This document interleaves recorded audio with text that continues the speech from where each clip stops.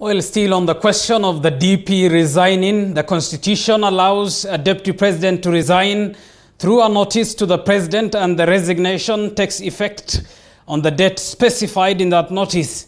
However, the DP insists that he is not resigning. Elizabeth Mutuku now reports the circumstances that can lead a Deputy President to vacate office.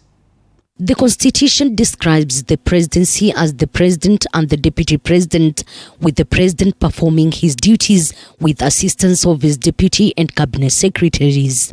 The deputy president may, however, resign from office at any time by notice in writing addressed to the president, and the resignation shall take effect on the date and the time specified in the notice, if any, or if a date is not specified, at noon on the day after the notice is delivered.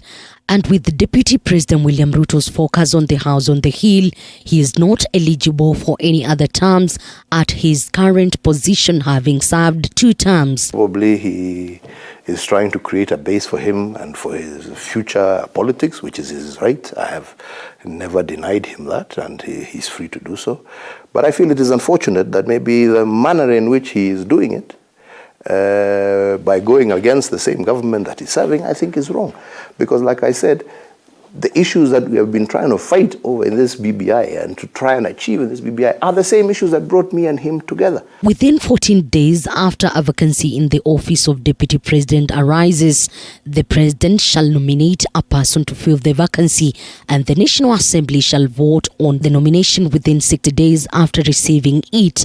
The law further stipulates that the person assumes office as Deputy President under Clause 1 of the Constitution. Then the person shall be deemed to have served a full term as Deputy President if at the date on which the person assumed office more than 2.5 years remain before the date of the next regularly scheduled election under Article 136 Section 2A. Really, like I said,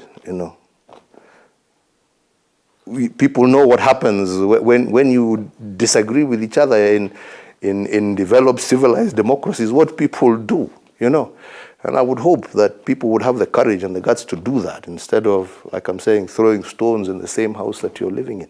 William Ruto was elected alongside him as the president, and William Ruto as the deputy president.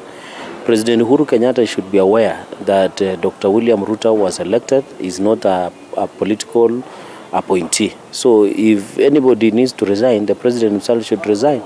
Because he should resign because under the second term of Jubilee, there has always been misperformance. There has been talks by a section of Jubilee members to impeach the DP, claiming that he's been disrespecting the president. However, the grounds for the removal from office of a deputy president includes physical or mental incapacity to perform the functions of the office, or to impeach on the ground of gross violation of a provision of the Constitution or any other law where there are serious reasons to believe that the deputy president has committed a crime under national or international law, or for gross misconduct. So, kama unataka signature yangu kwamba nimekuwa naibu wa rais, I can account for the first 5 years. And it is clear, Wakenya wote wanajua wakati nilifanya kazi na rais kwa karibu na kumsaidia kutekeleza wajibu wake ya kuongoza Kenya na kupanga mambo ya maendeleo, ilionekana wazi.